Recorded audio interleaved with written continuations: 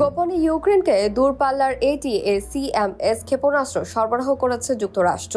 Kyiv সেগুলো রুশ বাহিনীর বিরুদ্ধে ব্যবহার করেছে। বিবিসি রয়টার্সের প্রতিবেদনে জানা যায়, রাশিয়ার বিরুদ্ধে লড়তে গত কয়েক সপ্তাহে ইউক্রেনীয় বাহিনীকে শক্তিশালী ক্ষেপণাস্ত্র সরবরাহ করা হয়েছে, যা এরই মধ্যে তারা যুদ্ধক্ষেত্রে ব্যবহার করেছে। গত মার্চে মার্কিন প্রেসিডেন্ট জো বাইডেনের অনুমোদন করা $300 মিলিয়ন সহায়তা প্যাকেজের অংশও এই অস্ত্র। চলতি মাসে সেগুলো ইউক্রেনে পৌঁছেছে। যুক্তরাষ্ট্র এর আগে ইউক্রেনকে মধ্যপাল্লার ক্ষেপণাস্ত্র সরবরাহ করেছিল। রাশিয়ার অধিকৃত ইউক্রেনের অঞ্চলগুলোতেও শত্রুপক্ষের বিমান ঘাঁটি, রেলপথ ও যুদ্ধ সরঞ্জাম সরবরাহের পথগুলোতে শক্তিশালী হামলা চালাতে পারে এমন দূরপাল্লার ক্ষেপণাস্ত্র অনেকদিন ধরেই বাইডেন প্রশাসনের কাছে চেয়ে আসছে ইউক্রেন। যদিও হোয়াইট হাউসের পক্ষ থেকে এ বিষয়ে কিছু জানানো হয়নি কখনো।